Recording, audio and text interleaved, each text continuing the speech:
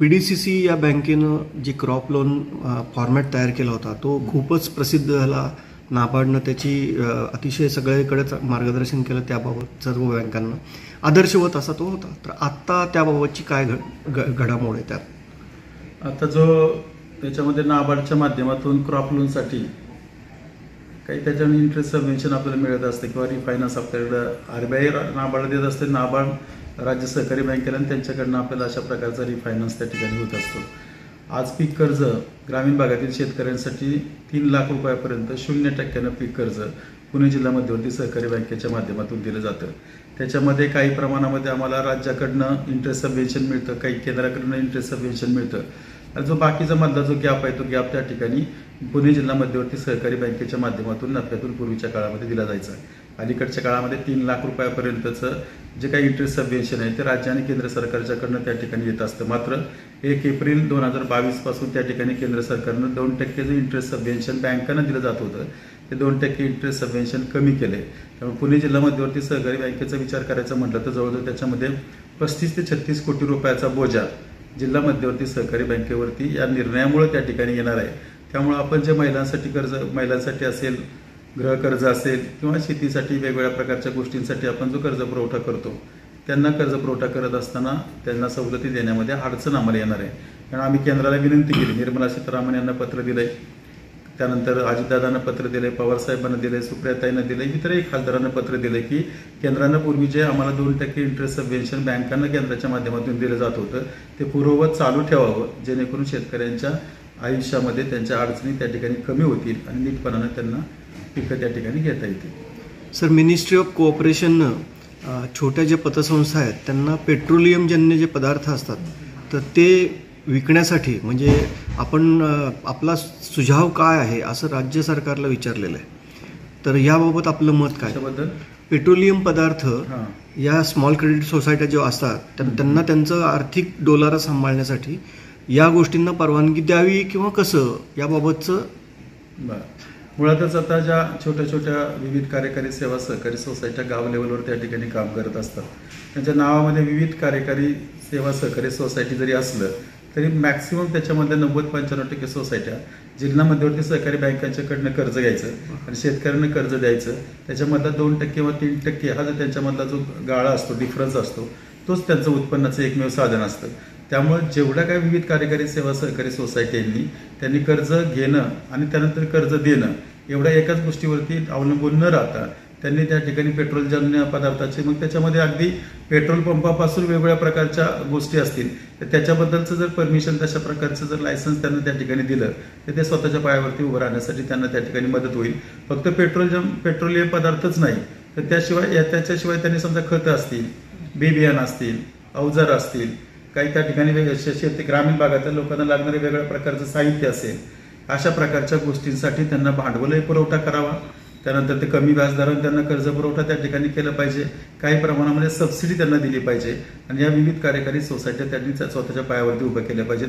काही सोसायट्या त्या ठिकाणी कोल्ड स्टोरेज उभे करू शकतील, काही सोसायट्या त्या ठिकाणी गोडाऊन्स उभे करू शकतील आणि त्यासाठी त्यांना कर्ज पुरवठा करून दिला पाहिजे. कदाचित एका सोसायटीला ते भांडवल उभं करणं पॉसिबल झालं नाही तर एक क्लस्टर करावं, 4-5 सोसायट्यांनी एकत्र यावं, त्यांनी स्वतःचे शेअर्स त्याच्यामध्ये भांडवल त्या टाकावं आणि येणाऱ्या नफ्यामधून त्यांनी ज्या पद्धतीनं त्या ठिकाणी कॅपिटल दिलं असेल त्या शेअरमध्ये त्यांनी त्यांचा नफा घ्यावा आणि सगळ्या सोसायट्यांनी उद्योजक बनलं पाहिजे.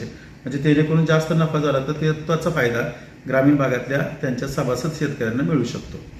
बीडच्या जिल्हाधिकाऱ्यांनी पीक विम्याचा एक आदर्श नमुना प्रस्थापित केलेला आहे. बीड पॅटर्न म्हणून पीक विम्याचा तो खूप गाजलेला आहे मुद्दा. तर या संदर्भात आपलं मत काय आहे? त्यात काही त्रुटी आहेत का किंवा तो लाभदायी कसा आहे शेतकऱ्यांसाठी? एकतर पीक विमा ही संकल्पना अलीकडच्या काळामध्ये चांगली फेमस झालेली आहे. त्याचा शेतकऱ्यांना अतिशय उत्तम पद्धतीनं फायदा झाला आहे. बीडच्या कलेक्टरांनी सुद्धा ती पीक विमा योजना जी काढलेली आहे ती अतिशय चांगली आहे. शेतकऱ्यांची ती नक्कीच त्या ठिकाणी हिताची आहे. परंतु या सगळ्या प्रकारच्या योजनांना जोपर्यंत राज्य सरकार, केंद्र सरकार सपोर्ट करत नाही आणि शेतकऱ्यांच्या मध्ये सुद्धा तो विमा उतरवण्याचा अवेअरनेस त्या ठिकाणी निर्माण होत नाही तोपर्यंत या योजना केल्याच्या नंतर त्या योजनेचा फायदा हा त्यांना त्या ठिकाणी कळला पाहिजे. ते एकच केले पाहिजे की जी योजना केलेली आहे त्या योजनेचे तुम्हाला फायदे काय त्याच्याबद्दलचं शेतकऱ्यांचं ओरिएंटेशन बांधावरती जाऊन त्यांच्या गावात जाऊन ते ओरिएंटेशन केलं पाहिजे. जास्तीत जास्त लोकांना त्या विमा कवचाचा फायदा घेण्यासाठी उद्युक्त केले पाहिजेत. आज आपल्या देशामध्ये केंद्र सरकार, राज्य सरकार वेगवेगळ्या प्रकारच्या एजन्सीच्या माध्यमातून अनेक योजना आहेत, सबसिडीच्या आहेत, वेगवेगळ्या प्रकारच्या योजना आहेत, बजेटमध्ये ते डिक्लेअर होतात. परंतु त्या किती योजना शेतकऱ्यांना किंवा जो त्याचा लाभार्थी आहे त्या लाभार्थ्यांना ती योजना तरी माहिती असते का, हा खरं तर प्रश्न आहे. बऱ्याचदा योजना ज्यांच्यासाठी केल्या जातात ते त्याचा फायदा घेत नाहीत, मात्र मधले जे काही एजंट असतात, दलाल असतात, ते त्यांच्या नावावरती त्यांचा फायदा घेतात. त्यामुळे जे अंतिम जो लाभार्थी आहे, शेवटच्या माणसाचा त्या ठिकाणी फायदा करून देणं, हे जे त्याच्यामधलं एम असतं, उद्दिष्ट असतं, ध्येय असतं, ते साध्य होत नाही. अवेअरनेस महत्वाचं आहे मला त्या ठिकाणी वाटतं. एकनाथ शिंदे सरकार जे आत्ता प्रस्थापित झालेलं आहे, तर त्यांचा पहिलं होतं प्रयत्न की शेतकऱ्यांच्या आत्महत्या थांबवणं, म्हणजे अत्यंत वेगात त्याबाबत काम करणं. तर आपण PDCC सारख्या मोठ्या बँकेच्या अध्यक्षपदी आहात, तर आपलं मत काय आहे की त्या एकनाथ शिंदे सरकारनं काय पद्धतीनं पावलं उचलावीत? 2-3 गोष्टी आहेत. मुळातच ज्यावेळेस आत्महत्या होतात तर वर्षानुवर्षे त्या आत्महत्या होत चाललेत. मग आत्महत्या का होतात त्याच्या पाठीमागची कारणं शोधण्यासाठी काही कमिटीज आतापर्यंत नेमल्या गेल्या, पण त्या महत्वाचं आत्महत्या होण्याचं कारण म्हणजे ते काही कर्ज फिटत नाही. आणि शेतकरी जो वर्षानुवर्ष जो शेती करतोय तो फक्त शेती करतो, शेतीपूरक व्यवसाय, त्याला जोपर्यंत आपण त्यांना चालना देत नाही, शेतीपूरक व्यवसाय जोपर्यंत शेतकरी करत नाही, शेतीमधूनच भांडवल मिळवणं, त्याच्यातून ते भांडवल गुंतवणं, त्याच्यातून नफा मिळवणं. काही वेळा काय होतं की 4 वर्षातून 1 वर्ष शेती किफायतशीर होते, कधीतरी दुष्काळ पडतो, कधीतरी त्या ठिकाणी ज्यावेळेस सुकाळ येतो त्यावेळेस प्रचंड पीक येतं, त्यामुळे पुरवठा वाढतो आणि पिकाच्या किमती त्या ठिकाणी कॉलॅप्स होतात. काही वेळेस ते अतिवृष्टी त्या ठिकाणी होत असते. आणि मग या सगळ्या प्रकारचा विचार करत असताना जर शेतकऱ्यांच्या आत्महत्या थांबवायच्या असतील तर शेतकऱ्यांना उद्योजकही बनवलं पाहिजे, त्यांना वेगळ्या प्रकारचे शेतीपूरक व्यवसाय त्यांनी त्या ठिकाणी केले पाहिजेत, सहकारी क्षेत्र त्या ठिकाणी चांगल्या प्रकारे स्ट्रेंथन केलं पाहिजे, आणि महत्वाचं म्हणजे शेतकऱ्यांची प्रशिक्षण त्या ठिकाणी केली पाहिजे. आणि त्याच्या पलीकडे जाऊन शेतकऱ्यांची जी मानसिकता आहे ही काय नाउमेद न होण्यासाठी जी मानसिकता आहे त्याला एनकरेज केलं पाहिजे, त्याला बळ दिलं पाहिजे, त्याला पाठिंबा दिला पाहिजे, त्याला खात्री पाडली, त्याला सरकारबद्दल, केंद्र सरकार, राज्य सरकार या सरकारांच्या बद्दल खात्री वाटली पाहिजे. माझ्यावरती कोणतंही संकट आलं तरी सरकार, मायबाप सरकार माझ्या पाठीशी आहे सगळ्या प्रकारे, त्यावेळेस खात्री पटेल, त्यावेळेस तो आत्महत्या करण्यापासून त्या ठिकाणी परावृत्त होईल.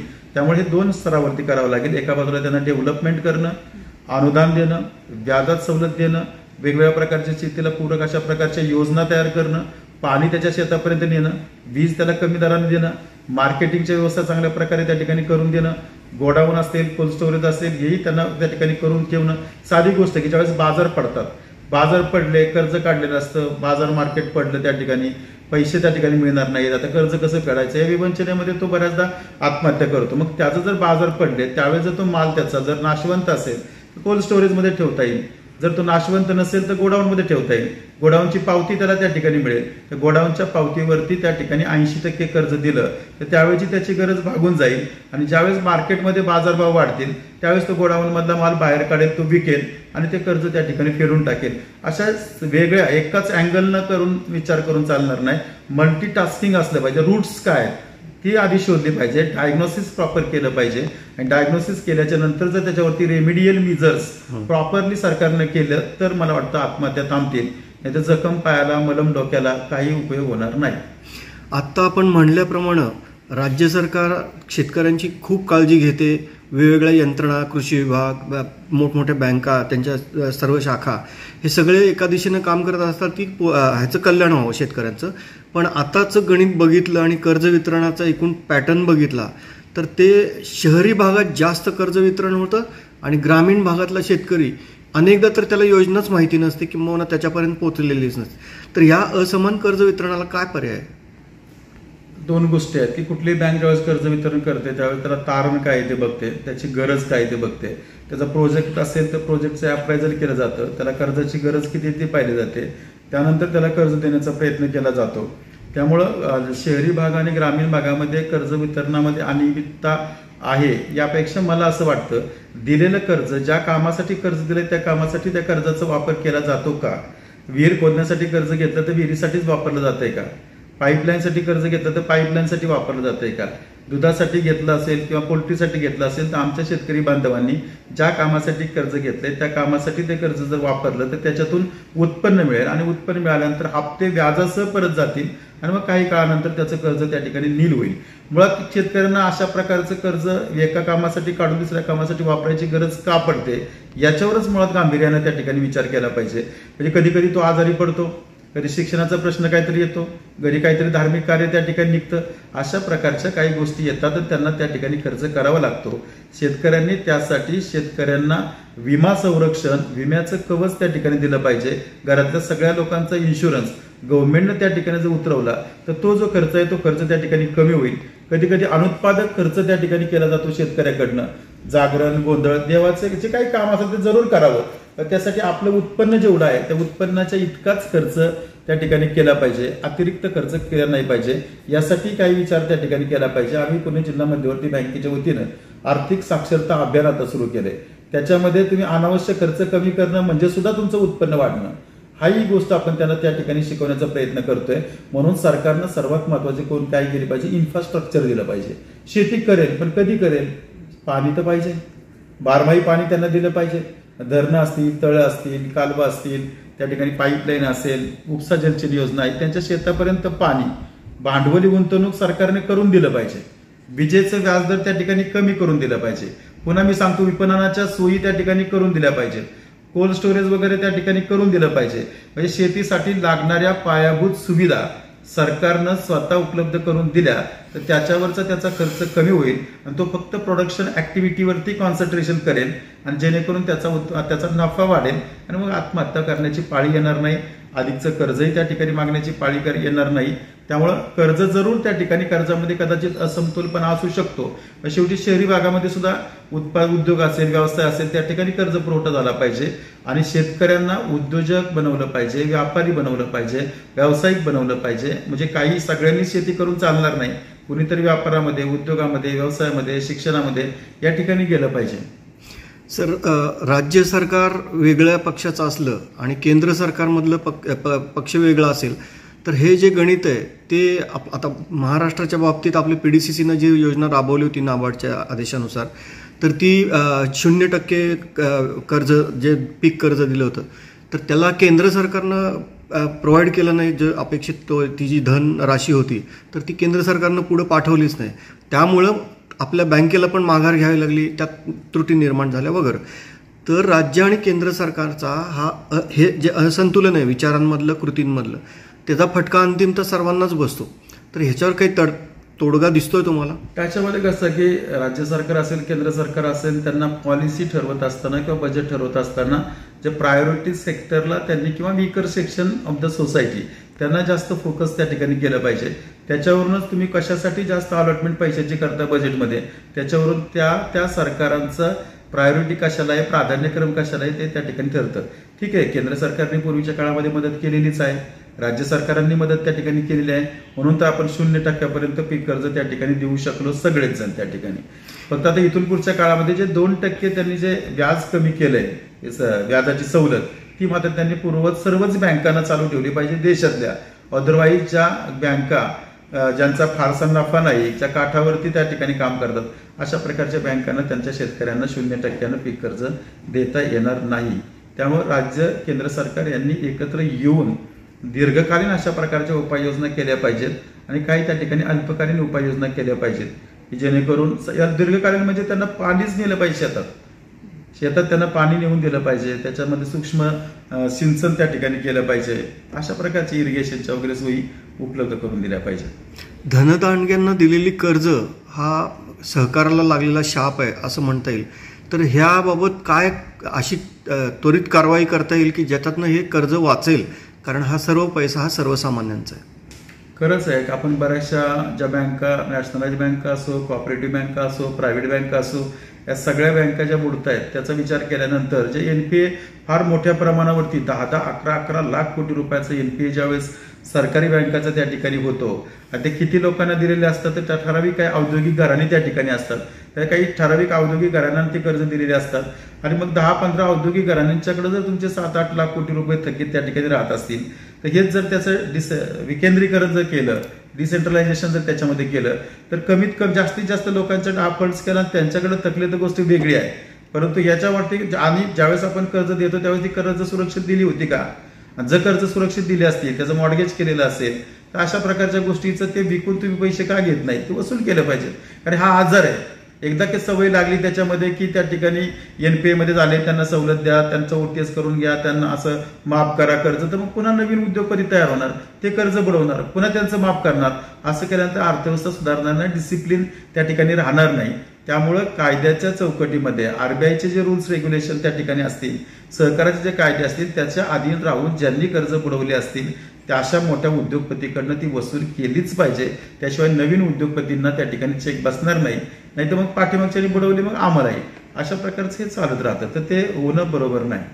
सर, शेतकऱ्यांना जे कर्ज दिलं जातं त्यात बियाणांसाठी पण कर्ज पुरवलं जातं, पण आजकाल बियाणांमध्ये अत्यंत गैरप्रकार झालेत. BT बियाण्याचं ज्या बाबत जे काय झाले फसवणूक शेतकऱ्यांची, आणि ती खूप मोठ्या प्रमाणावर झाली. त्यामुळं शेतकरी हा कर्जबाजारी होतो आणि त्याच्या कर्ज व्यवहारामध्ये अनिश्चितता येते, कारण बियाणांसाठी मोठा खर्च त्याला करावा लागतो. तर या गोष्टीकडं आपण कसं बघता? याचं कंट्रोल तर सरकारनंच केलं पाहिजे, तो शेतकरी करू शकत नाही. ज्यावेळेस बियाणं वाटतं, कुणीतरी बियाणं विकतं, कुणीतरी खतं त्या ठिकाणी विकतं, तर बियाणं विकण्यासाठी लायसन्स कुणी दिलेलं असतं? गव्हर्नमेंटने लायसन्स दिलेलं असतं. मग त्या दुकानांमधून जे बियाणं विकले जातात ते बियाणं तरी व्यवस्थित आहेत की नाही, चुकीचे आहेत का, BT आहेत का, हे बघण्याची जबाबदारी सुद्धा त्या ठिकाणी सरकारची आहे. आणि जर अशा प्रकारचं चुकीचं बियाणं आल्यामुळं जर त्यांचं नुकसान होणार असेल तर त्याला जबाबदार जसा जो बियाणं विकणारा दुकानदार आहे त्या पद्धतीनं गव्हर्नमेंट सुद्धा आहे. कारण त्याचं नियंत्रण करणं, त्याचं चेकिंग करणं, त्याचं लायसन्स रद्द करणं, हे सगळे जबाबदाऱ्या शासनाच्या त्या ठिकाणी आहेत. अशा पद्धतीनं जर शेतकऱ्यांचं नुकसान होणार असेल तर त्याची जबाबदारी शासनाने घेतली पाहिजे. गरज वाटल्यास अशाही गोष्टींसाठी त्या ठिकाणी इन्शुरन्स उतरवण्याचं काम सरकारने केलं पाहिजे. त्या बिचाऱ्या शेतकऱ्याची काही चूक नसते आणि त्याचं 1 वर्षाचं ज्यावेळेस पीक वाया जातं तर ते हा एक कारण आहे त्याच्यामध्ये आत्महत्या होण्याचं. हे सुद्धा सरकारची जबाबदारी ती आहे आणि सरकारला ती टाळता नाही येणार जबाबदारी. तुम्ही म्हणता ते अगदी योग्य आहे, पण बँका ज्यांची आपण ताळेबंद बघतो, निरीक्षण होतं, त्याच्यामध्ये काही 100 कोटींचा फायदा त्यांच्या गंगाजळीत नेहमी ॲड होत असतो. तर बँकांची भूमिका याबाबत काय म्हणते? कशाबाबत? नैतिक जबाबदारी बँकांची राज्य सरकारवर सगळेच आपण हे अवलंबून आहोत. त्याच्यामध्ये एक करता येतं की शेवटी बँक जी चालते ते बँकेचं स्वतःचे काय त्याच्यामध्ये हे नसतं. बँक कोणाकडनं तरी ठेवी स्वीकारते. ते ठेवी घेतल्यानंतर त्याच्यामध्ये मॅनेजमेंट कॉस्ट आहे, रिस्क कॉस्ट आहे, किंवा त्याच्यामध्ये काही त्या ठिकाणी देणी बुडत असतात, कर्ज वगैरे, हे सगळं गृहीत धरून त्या ठिकाणी ज्या कोणाला तरी ठेवी असतात त्यांना व्याज तर द्यावं लागतं. शेअर्स होल्डर असतात त्यांना लाभांश द्यावा लागतो. त्यामुळे बँका फक्त नफा मिळवण्याच्या उद्देशानं बँका स्थापन झालेले नसतात किंवा सरकारचाही कारभार त्या ठिकाणी चाललेला नसतो. मात्र काही प्रमाणामध्ये नफा त्या ठिकाणी मिळाला पाहिजे, तो सभासदांना देता आला पाहिजे, बँकेची प्रगती त्याच्यातून झाली पाहिजे, बँक भांडवलावर आली पाहिजे, गंगाजळी त्या ठिकाणी शिल्लक राहिली पाहिजे. पण हे सगळं करत असल्यानंतर त्या नफ्यामधला काही भाग हा त्या ठिकाणी सवलतीच्या रूपानं, व्याजाच्या सवलतीच्या रूपानं तो शेतकऱ्यांच्यापर्यंत पोहोचला पाहिजे. पुणे जिल्हा मध्यवर्ती सहकारी बँकेच्या माध्यमातून आम्ही गृह कर्जाला त्या ठिकाणी अत्यंत कमी दराने व्याज देतो. शेतकऱ्यांच्या मुलांसाठी त्या ठिकाणी शैक्षणिक कर्ज द्यायचं असेल किंवा कुणालाही परदेशात जायचं असेल, देशांतर्गत त्या ठिकाणी शिक्षण घ्यायचं असेल तर फक्त 7% व्याजदरानं आम्ही त्या ठिकाणी कर्ज देतो. महिला बचत गटांना 4% व्याजदरानं आपण कर्ज देतो. शेतकऱ्यांना त्या ठिकाणी 0% व्याजदरानं कर्ज देतो. शुगर फॅक्टरींना त्या ठिकाणी जर वेळेत कर्ज परतफेड केली तर 1% सवलत देतो. असं या सगळ्या प्रकारच्या गोष्टी आपण करू शकतोय. कमीत कमी व्याजदराने कर्ज देऊ शकतो. याचं कारण आपण नफा मिळवतो आणि मिळालेला नफा पुन्हा ज्यांच्यामुळे नफा मिळाला त्यांच्यापर्यंत तो आपण देण्याचा प्रयत्न करत असतो.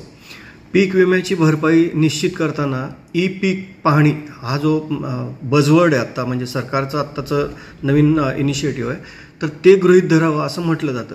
पण बऱ्याचदा अशी ई पीक पाहणी झाल्यानंतर त्याचे रिझल्ट यायला बराच काळ लागतो आणि मधल्या काळात आणखीन नुकसान झालेलं असतं, पण ते गृहीतच धरलं जात नाही कारण तो पुरावाच नसतो त्यावेळेला. तर याबाबत काय तुमचे म्हणणं आहे याबाबत? ई पीक पाहणीचं जे सरकारनं इंट्रोड्यूस केली नवीन योजना, खरं तर ती योजना त्या ठिकाणी चांगली आहे. कारण त्यामुळं प्रत्यक्ष शेतामध्ये जाऊन त्या शेतामध्ये तेच पीक आहे की नाही हे त्या ठिकाणी व्हेरीफाय त्या ठिकाणी केलं जातं. त्यामुळे कदाचित काही ठिकाणी चुकीच्या अशा प्रकारचं पिकं दाखवून जो गैरफायदा घ्यायचा प्रयत्न केला जातो तोही त्या ठिकाणी दूर होतो. आणि सगळं आता ठीक आहे, आता नवीन ज्यावेळेस एखादी योजना येते त्याच्यामध्ये नक्की काही त्रुटी त्या ठिकाणी असतील ज्यामध्ये शेतकऱ्यांचाही फायदा होईल आणि योग्य त्याच पिकांचं नुकसान झाल्याच्या नंतर योग्य त्या व्यक्तीला त्याचा मोबदला बरोबर त्या ठिकाणी दिला जाईल या उद्देशानं ई पीक पाहणी ही चांगली योजना त्या ठिकाणी आहे. जरूर त्याच्यामध्ये काही राबवत असताना काही मर्यादा असतील, काही त्रुटी असतील, नवीन सॉफ्टवेअर तयार करत असताना त्याच्यामध्ये त्या गोष्टी डेव्हलप करता येतील आणि एकत्र बसून त्या ठिकाणी तज्ज्ञांशी बोलून किंवा टेक्निकली जे साऊंड लोक आहेत त्यांच्याशी बोलून त्या योजनेमध्ये नक्की काही सुधारणा त्या ठिकाणी करता येतील. पण योजना चांगली आहे. शेतकरी पंतप्रधान नरेंद्र मोदींनी शेतकऱ्यांसाठी पण एक ई ऑक्शन पद्धत अवलंबली की त्याच्यामध्ये जाऊन आपण एनरोल करून स्वतः आपला जो शेतमाल आहे शेतकऱ्यांचा तो विकता येतो. पण याबाबतीत फारसं पुढाकार घेताना बँका दिसत नाही आहेत. तर आपल्या PDCCचं याबाबत काय धोरण आहे? आता शेतकऱ्यांना त्यांचा माल कसा विकायचा, कुठे विकायचा याच्यामध्ये सरकारने इनिशिएटिव्ह घेतलं असलं तरी बँकाचा त्याच्यामध्ये फारसा मुळात त्यांचा रोल हा लिमिटेड आहे. कारण शेतकरी जो पीक तयार करणारा तो शेतकरी असतो. गव्हर्नमेंटनं काही त्या ठिकाणी योजना करून दिलेल्या असतात. बँकेचा रोल त्या ठिकाणी आहे की त्यांना पीक तयार करण्यासाठी पिकासाठी लागणारं भांडवल त्या ठिकाणी त्यांना पुरवणं आणि त्याच्यानंतर म्हणजे कर्ज पुरवणं हा बँकाचा त्याच्यामध्ये रोल आहे.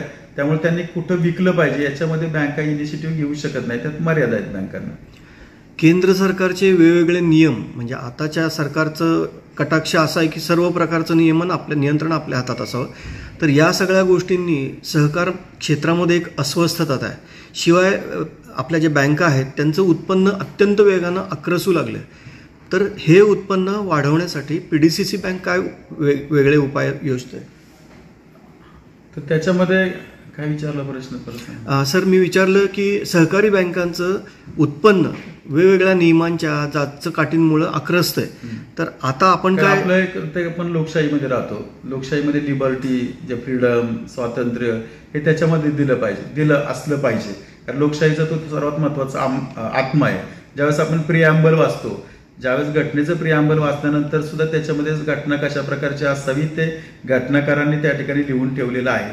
मला असं वाटतं की ज्यावेळेस कायदे तयार करत असताना ज्या क्षेत्रांसाठी कायदे तयार करतो त्यांचं क्षेत्र श्रिंक करण्यापेक्षा त्यांच्यावरती कंट्रोल करणं किंवा पोलिसी पद्धतीनं तशा प्रकारचे कायदे तयार करण्यापेक्षा ते कायदे ज्या क्षेत्रासाठी कायदे आपण तयार करतोय त्या क्षेत्राला उपयुक्त असले पाहिजे, मोटिवेशन देणार असले पाहिजे, त्यांचं प्रमोशन करणार असलं पाहिजे, त्यांना सहकार्य करणार असलं पाहिजे, त्यांना एनकरेज करणार असलं पाहिजे, त्यांना डिस्करेज करणारे अशा प्रकारचे कायदे करून काय मिळवतं सरकार हा एक वेगळा प्रश्न आहे. कायद्याचा अर्थ एवढा आहे की त्यांना सुरक्षितता, पुढे झालेलं प्रोत्साहन, डिसिप्लिन असणं, शिस्त असणं या सगळ्या ज्या गोष्टी आहेत ना ती करत त्याच्यामधले प्रिन्सिपल्स आहेत. पण बऱ्याचदा कायदे करत असताना कोणाच तरी गळचेपी करायची या उद्देशानं कायदे केल्यानंतर ते क्षेत्र कसं विकसित होणार? सर कुठल्याही पब्लिक डोमेनमध्ये काम करणारी ज्याला आस्थापना असते मग ती सरकारी असो, खाजगी असो, सहकारी असो, तर त्यांना आपला विधी विभाग खूप मजबूत ठेवावा लागतो.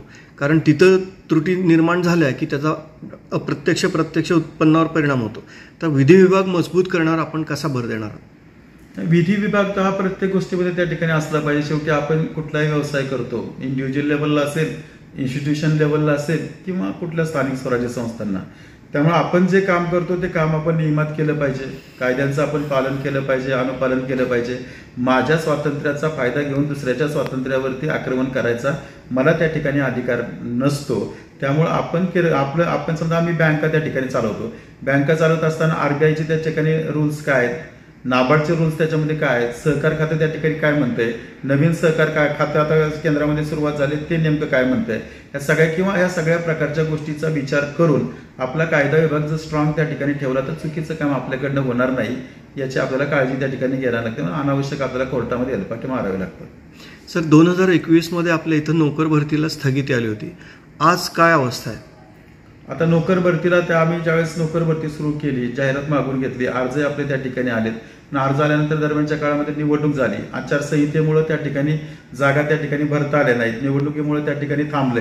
परत त्यानंतर पुन्हा सरकारकडनं काही नवीन सर्क्युलर आले, ऑनलाईन भरती त्या ठिकाणी केली पाहिजे, सरकारच्या पॅनलवरती असणाऱ्या संस्थेकडनंच त्या ठिकाणी भरती केली पाहिजे, अशा प्रकारच्या नवीन सूचना पुन्हा सरकारकडून प्राप्त झालेल्या आहेत. आणि सरकारच्या लेवलला त्या ठिकाणी ज्या संस्थांच्या माध्यमातून भरती करता येईल अशा प्रकारच्या संस्थांचं एम्पॅनलमेंट करण्याचं काम त्यांच्या स्तरावरती चालू आहे.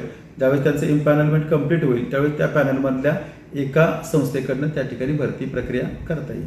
मध्यमवर्गीयांसारखा एक मोठा ग्राहक वर्ग अशा बँकांपासून लांब राहतो, तर त्यांना आकर्षित करण्यासाठी काही नवीन योजना आगामी येणार आहेत का? उदाहरणार्थ व्हेकल्स बाबत आपण एक निर्णय घेण्यात येतोय. नक्कीच ई व्हेकलसाठी आम्ही नक्कीच त्या ठिकाणी निर्णय घेऊ. खरं आहे ते काही मिडल क्लास वर्ग किंवा अप्पर मिडल क्लास वर्ग अशा प्रकारच्या बँकांपासून दूर आहेत. त्यांचं या बँकाकडे बघण्याचं दृष्टिकोन अजूनही ट्रॅडिशनल बँक आहेत किंवा त्या अपडेट बँका नाही, टेक्नॉलॉजीचा वापर त्या ठिकाणी केला जात नाही वगैरे वगैरे अशा प्रकारचं बघण्याचा दृष्टिकोन आहे. मात्र प्रायव्हेट बँका असतील, शेड्यूल्ड बँका असतील, अर्बन कोऑपरेटिव्ह बँका असतील किंवा नॅशनलाइज बँका असतील किंवा MNC बँका काय त्या ठिकाणी मल्टीनॅशनल बँका असतील, या सर्व बँकांमध्ये ज्या सर्व्हिसेस दिल्या जातात अशा प्रकारचे जे प्रोडक्ट्स त्यांच्याकडे असतात तशा प्रकारच्या सर्व्हिसेस, तशा प्रकारचं प्रोडक्ट, तशा प्रकारची डिसिप्लिन, तशा प्रकारचं मार्केटिंग, ती ॲडव्हर्टिजमेंट, या सगळ्या प्रकारच्या गोष्टी जर आम्ही करू शकलो तर तो क्लास जो आहे तो क्लास या बँकांच्याकडे पुन्हा भविष्यामध्ये अट्रॅक्ट होईल आणि आम्ही त्या दिशेने नक्कीच पावलं टाकतोय. काही महत्वाकांक्षी योजनांवर PDCC काम करत आहे का? आता नवीन त्या ठिकाणी संचालक मंडळ आल्याच्या नंतर आम्ही टुरिझमच्या संदर्भातला निर्णय घेतला. कारण आमच्याकडे जुन्नर पासून ते भोरपर्यंत काही डोंगर त्या ठिकाणी आहेत, जंगलं त्या ठिकाणी आहेत, धरणं त्या ठिकाणी आहेत. त्या ठिकाणच्या तिथल्याच लोकांच्या जमिनी त्या धरणामध्ये गेलेल्या आहेत. अशा प्रकारच्या लोकांनी तिथं पर्यटनाचा व्यवसाय सुरू करावा. कारण मुंबई असेल, पिंपरी चिंचवड असेल, पुणे असेल, नाशिक असेल, नवी मुंबई असेल, काही शहरी भाग आहे. इकडे लोक महाबळेश्वरला जातात, त्या ठिकाणी कोकणामध्ये जातात, 2 दिवस स्टे त्या ठिकाणी करतात, तर ते परत येतात. मग या लोकांनी जर जवळचे चांगल्या प्रकारचे हिल स्टेशन किंवा तशा प्रकारचे पॉईंट्स पर्यटनाचे जर चांगल्या प्रकारे डेव्हलप केले तर हा बाहेर जाणारा पैसा आपल्या ठिकाणी त्या ठिकाणी राहील. त्यामुळे 2 रूमचे, 4 रूमचे, 6 रूमचे, 8 रूमचे अशा प्रकारचे नवीन धोरण तयार करून पर्यटनाच्या संदर्भातलं आम्ही आता 2 महिने झाले कर्ज द्यायला त्या ठिकाणी सुरुवात केली. टुरिझमलाही आम्ही त्या ठिकाणी कर्ज द्यायला सुरुवात केली आणि वेगवेगळ्या प्रकारचे स्कीम आपण त्या ठिकाणी करतोय. आम्ही रिडेव्हलपमेंटसाठी सुद्धा आता यानंतरच्या काळामध्ये कर्ज देतोय. औद्योगिक कर्जासाठी नवीन काही प्रोडक्ट डेव्हलप केलेत, व्यापारी कर्जासाठी नवीन डेव्हलप केलेत, ड्रॅगन फ्रूट वगैरे काही ठिकाणी जे कर्ज पूर्वी नव्हती अशा प्रकारच्या ठिकाणी सुद्धा आता कर्ज द्यायला आम्ही सुरुवात केलेली आहे. त्यामुळे इथून पुढच्या काळामध्ये जे चांगल्या प्रायव्हेट बँका, चांगल्या नॅशनलाइज बँका, शेड्यूल्ड बँका, अर्बन कोऑपरेटिव्ह बँका आणि मल्टीनॅशनल बँका, या बँकांमध्ये ज्या ज्या सर्व्हिसेस दिल्या जातात त्या सर्व सर्व्हिसेस आमच्याकडनं देता आल्या पाहिजेत. या पद्धतीनं आमचे सगळे प्रयत्न आता चालू आहेत.